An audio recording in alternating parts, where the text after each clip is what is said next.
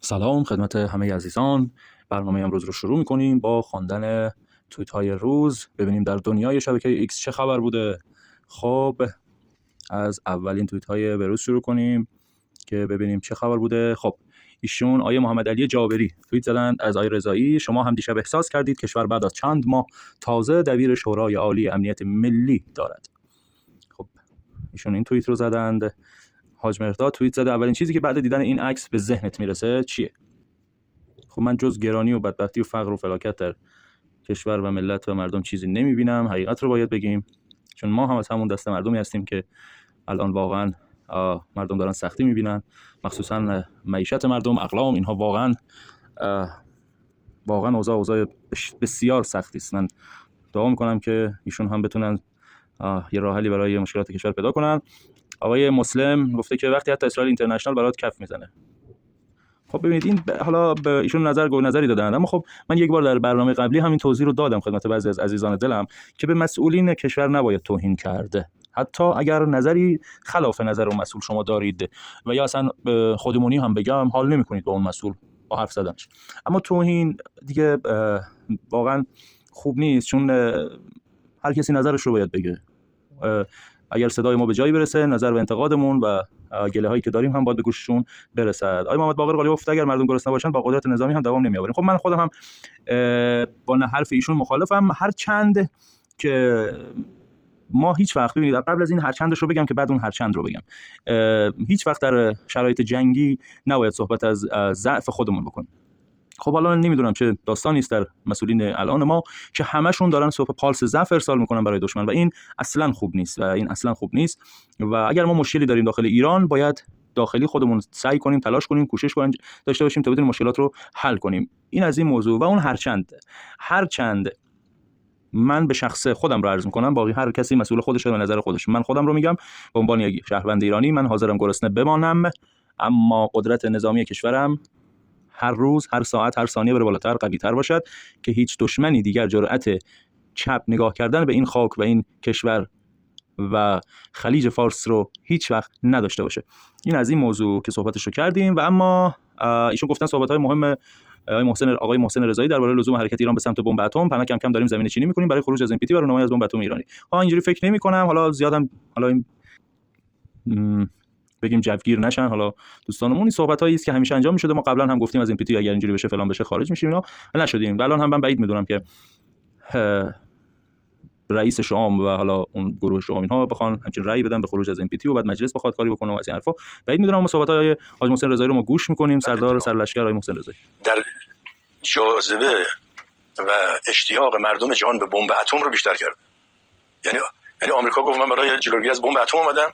الان همه دنیا میگن عجب، پس نه NPT مؤثر، نه عضویت سازمان انرژی هسته‌ای هست و معلوم شد این مسئله اتم خیلی مهمه که آمریکا یه چنین جنگ با ما چرا نمی‌ریم دنبال بمب اتم. اصلا اینا اومده بودن که مسئله امنیت هسته‌ای درست کنن، ولی الان ناامنی هسته‌ای درست شده. من الان به چند مورد اشاره می‌کنم. در دنیا سازمان‌های بین‌المللی انرژی هسته‌ای درست شده بود که از تولید بمب اتم جلوگیری کنن و استفاده صلح‌آمیز رو از فناوری هسته‌ای داشته باشن، مثل خود پادمان، NPT و اینها. اما چه اتفاقی افتاد؟ ایران تنها کشور بوده که از نظر تعهد به مقررات بین‌المللی انرژی هسته‌ای از همه کشورهای دیگه جلوتر بود. ما به تمام پادمان‌های بین‌المللی هم پذیرفتیم، هم عمل کردیم. عضو NPT شدیم. عضو بین‌المللی انرژی و سازوکارهای بین‌المللی شدیم. بازرس‌ها رو به همه بازرس‌ها تن دادیم. تعداد بازرسان در ایران در 2 دهه گذشته در هیچ کجای جهان تجربه نشد. تعداد دوربین‌های برخط. اینو من این لحظه عزیزان گوش بدید. اینو که ایشون دارن میگن در بابت بازرس‌ها و این بحث‌هایی که حالا ما بیشترین بازرس‌ها رو داشتیم در دنیا، واقعا هم همینطور هست. بیشترین سرکشی به سایت‌های هستی در دنیا برای ایران بوده که بازرس‌هایی حالا میومدن از سازمان انرژی اتمی و سر می‌زدن به سایت‌های ایران و خب متاسفانه 80% این بازرس‌ها هم جاسوس بودن و خب اطلاعات میدادن به دشمن. این موضوع رو هم گفتم داخل پرانتز بگم، حالا ادامه رو گوش بدید. برخط لحظه به لحظه فعالیت‌های هسته‌ای ایران رو به سازمان انرژی گزارش میداد. دوربین‌های برخط بوده، دوربین‌های آفلاین بوده. در حقیقت ما حتی در یک مقطعی رفتیم برجام رو، با اینکه حرف و حدیث‌های زیادی در موردش بود، حتی امام شهید هم اشکالاتی داشت، ما حتی برجام رو هم پذیرفتیم. بله. خب حالا دنیا میگن که همون برجامی که عزیزان اون شغال کله زرد اومد ازش بیرون و ما هنوز هم به اون برجام پایبندیم، اون برجام اولی، و حالا این تفاهمنامه هم که از اون اگر ایرانی که این همه تبعیت کرده بهش حمله میکنن، اونم به مرکز هسته‌ایش حمله میکنن، ما چرا نریم بمب بسازیم که کسی به ما نتونه حمله بکنه؟ از طرف دیگه متوجه شدن که اگه بمب اتم داشته باشن از صدا F35 و از بسیاری از هزینه‌ای که میشه این ارزان‌تره و موثرتره. خب الان یه اشتیاقی آقای ترامپ در حمله اشتیاقی درست کرده، خیلی از کشورها الان دنبالن مثلا کنترل سازمان انرژی هسته‌ای رو از دست دنیا واقعا ایشون خارج کردن. خب آیا این احمقانه نبود؟ خب ایشون حرفشون رو گفتن، واقعا هم خب احمقانه بودند. کارهایی اصلا اون شغال زرد که کل کاراش همه احمقانه هست، مثلا در این شکی نیست. خب من نمیخوام به این بحث‌های حالا ایشون بپردازم، فردوسی پور اینها، چون دیگه همه دیدید و خوندین مخبر رو. واکنش همتی به دلار 40000 تومانی در دولت شهید رئیسی. بله این موضوع من یادمه، ایشون اون موقع حالا سمتی نداشتند و اینها و خیلی مصاحبه می‌کردن در زمان شهید رئیسی و خیلی دولتشون رو می‌بردن زیر سوال که چرا دلار شد 35 تومان، بعد شد 36 تومان، چرا شد 38، چرا شد 39، چرا شد 40 و صحبت از این می‌کردن که آره باید دلار شما نمیتونید اگه کنترل کنید استعفا بدید و اینها. الان این کلیپ رو هم ایشون به حاج نادر گذاشته، توییت زده، این کلیپ رو هم گذاشتم، ما پخش می‌کنیم با هم دیگه میشنویم چی میگن. داستان سراییه. خب شما خوب می‌خواستین درست کنید، شما می‌دونید بعد اومدین، اگر میدونستین خرابه بیخود کردین اومدین مسئولیت قبول کردین و وعده هم دادین. خب اگر وعده دادین مسئولیت قبول کردید دیگه هیچ چیزی بگید قبل خراب کردن، خب خودتون نمیتونید نشون کنید. خب چی اومدین شما؟ خب استفاده بدید کنار. من پیشنهاد می‌کنم اگه واقعا فکر می‌کنید قبلی خراب کردن شما نمیتونید درست کنید، استفاده بدید برید کنار، بذارید یه انتخابات جدید اتفاق بیفته با مشارکت اکثریت مردم. خب آقای همتی الان که اینجوریه شما دلار 200000 تومانی رو چی میگی؟ الان شما باید استعفا بدید دیگه. با این منطق شما فاجعه به معنای واقعی ایجاد کردید. الان یعنی یه فاجعه است اینجا، یعنی یه بمب اتم نمیدونم هیدروژنی خورده مثلا وسط اقتصاد ایران، دلار 200000 تومان و شما الان باید استعفا بدید دیگه. خب این که من نمیدونم چون چجوری این صحبت اون موقع کردم، اون موقع دلار 40000 تومان، الان 200000 تومان، واقعا فاجعه است. خب آقای جواد امام گفتن که مردم را دریابید پیش از آن که فاجعه جامعه و حاکمیت به شکاف بیشتر و جبران ناپذیر بدل شود. نجات ایران در شنیدن صدای مردم، مشارکت واقعی آنان در تعیین سرنوشت کشور و انتخاب، عقلانیت، دیپلماسی و صلح شرافمندانه است، نه جنگ طلبی پرهزینه، نه به جنگ. خب آقای جواد امام، شما وقتی میزنی نه به جنگ، صلح شرافتمندانه، شما باید بیاد به مردم توضیح بدید صلح شرافتمندانه ای که شما میگید و مد نظر شماها و کسانی که امثال شما فکر میکنن هست چیه؟ بیاد به مردم بگید کدوم صلح شرافتمندانه. منظورتون اینه که ما هر چی داریم و بدیم، تسلیم بشیم به معنای واقعی که اون شغال زرد پیش خودش فکر میکنه، به همه جا هم گفته ایران باید تسلیم بشه، فقط تسلیم، مردم ایران تسلیم. بعد شما میایید صحبت از صلح شرافتمندانه میکنید با اینکه میدانید دشمن ایران اصلا چیزی جز تسلیم نمیخواد. عزیزان آخه من نمیدونم آیه جواد امام، نمیدونم شما آخه چی دارید با خودتون فکر کردین؟ ما در خاورمیانه زندگی میکنیم آقای جواد امام، ما در خاورمیانه زندگی میکنیم. اینجا ایران است، کشوری 4 فصل با کلی معدن و ارزان بزرگ شما چاه‌های نفت، نمیدونم گاز و خیلی چیزهای کمیاب دیگه که در دنیا خیلی ندارند. معلوم است که آمریکا چشم دوخته به این کشور، به غارت کردن این کشور. شما نمیتونید بیاید الان در وسط جنگ صحبت از صلح شرافتمندانه بکنید. واقعا بیاید بعضی چیزها رو از مردم یمن، از دولت یمن یاد بگیریم، با اینکه اونها رو ما مسخره میکنیم. بله دی هستن در این کشور که یمنی ها رو دارن مسخره میکنند، اما ببینید این یمنی ها چگونه میجنگن، چگونه از شرافت خودشون، از کشور خودشون، از مردم خودشون دفاع میکنند. ما در وسط جنگیم. مگر ما جنگ رو شروع کردیم که شما الان هشتگ میزنید نه به جنگ؟ آخه این چه طرز فکری است که شماها دارید؟ وای واقعا فاجعه است. من نمیدونم تو این چه خبره در دنیای نخبگان این کشور که این گونه دارن فکر میکنن اصلاح طلب ها و وفاقیون. خب آیا قاسم پروینی گفته که تحریف سیره پیامبر از زبان نوه امام خمینی رحمت الله علیه. اولا ابو سفیان به مدینه حمله نکرده بود و پیامبر رو با موشک تاماهاک نزده بود و نوه پیامبر رو بی سر نکرده بود و 170 دانش آموز مدینه رو نکشته بود. دوم پیامبر با لباس احرام به سمت مکه رفته بود، نه لباس رسم، لذا چاره‌ای جز آتش بس نبود. خب ایشون مثل حالا یه صحبتی کردن، آقای قاسم پروینی همین پیام رو گذاشتند. حالا من کلیپ رو دیگه پلی نکنم چون تایم برنامه‌مون آخرای برنامه هست، میخوام کوتاه بشه که حالا برسیم به باقی اخبار. یک نفر لیست خیانت‌های این ملعون رو سیاه کند تا ما که آن ایام را درک نکردیم بدانیم ضرورت استیضاح نامبرده با 75% رأی مردم چه بود که حتی سخت‌ترین روزهای جنگ و حرکات جدایی طلبانه با شوک‌های مسلحانه پایتخت هم مانع از عزل نامبرده و فرار با لچک نشد. آیا نامبرده کودتا هم در پرونده داشت؟ خب من دیگه به این مسائل نمی‌ذارم، همه میدونن چون دارن در مورد کی صحبت می‌کنن. و ما باز هم در این برنامه هم یاد کنیم از شهید مهسا طاهری، شهید صنایع موشکی و دفاعی کشورمون که روشون شاد، یادشان گرامی. همه شهدای این سه جنگ اخیر روشون شاد باشه ان شاءالله. و بیایم ببینیم توییت مهم دیگری اگر هست بخوانیم و برنامه رو به پایان برسانیم.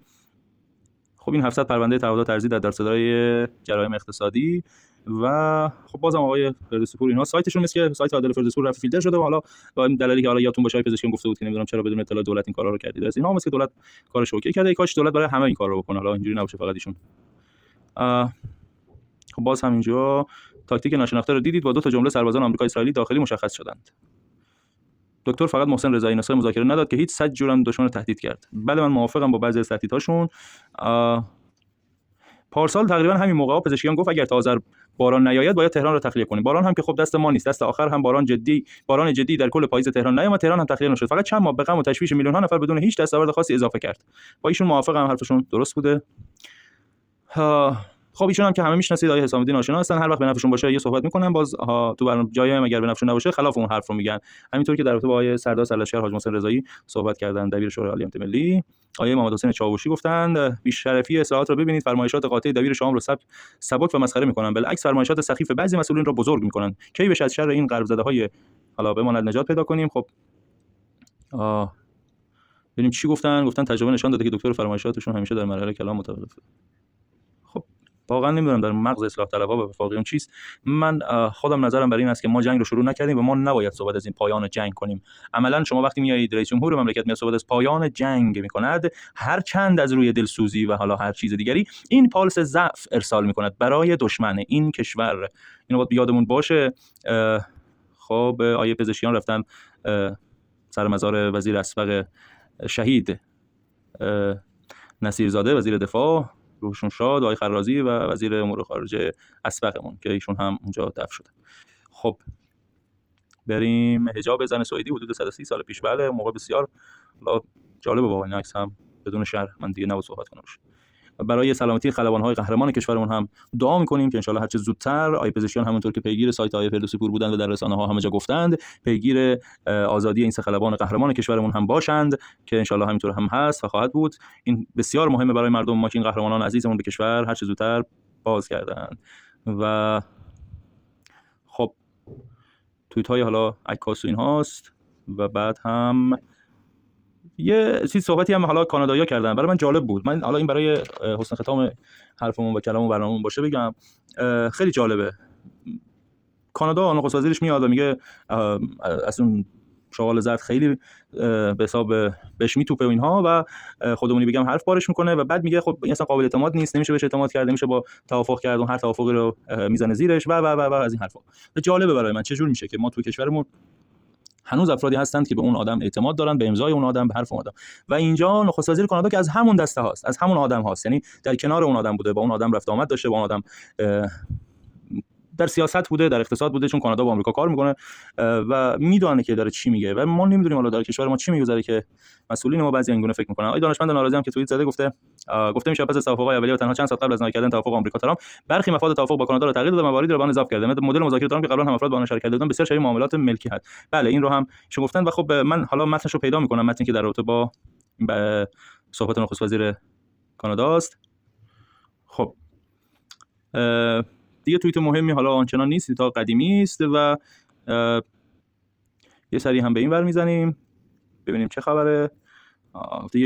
یکی مرد جنگی به از صد وفا. خب این نظر آقای اسد حسین بوده در توییتی که زدن و حسن ختام حرفمون باشه با سخنان دکتر ابوالفضل بازرگان که حالا توییت هم زدن، بعد من کلیپشون رو پخش می‌کنم و برنامه رو به اتمام میرسونیم. به مناسبت دلار 200,000 تومانی و سخنان محسن رضایی درباره اشتیاق به ساخت بمب اتم ایران. این کلیپ 2 سال گذشته بهمن 1403 بازنشر می‌گردد. پیش بینی دکتر ابوالفضل بازرگان از حمله به ایران، دلار 200,000 تومانی و اجبار به ساخت بمب اتم در مناظره با رحمان قهرمان پور در برنامه آزاد. این کلیپ رو پخش می‌کنیم و با هم گوش میدیم.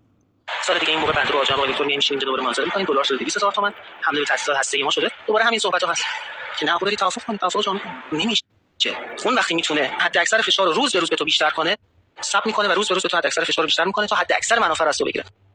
احتمال خیلی زیاد حمله میکنه و اون موقع جمهوری اسلامی به نظر من در 2 سال آینده مجبور میشه برای بقای خودش بمب اتم رو در بدترین حالت بسازه. تلاشی که بنده چند سال دارم میکنم با کمپین فقط یک عدد اینه که قبح این قضیه رو بشکنیم، نخبگان کشور رو آماده این سناریو بکنیم که در لحظه خطرناک و لحظه ترسناک با هزینه وحشتناک زیاد این کارو نکنیم. یه سناریوی بسیار محتمل پیش روی ایرانه، چه به نام چه به ننگ. خب این هم سخنان و حرفای آقای دکتر ابوالفضل بازرگان بود. متشکرم از اینکه وقتتون رو به ما دادین و این برنامه رو تماشا کردین و گوش دادین و توییت‌ها رو دیدید.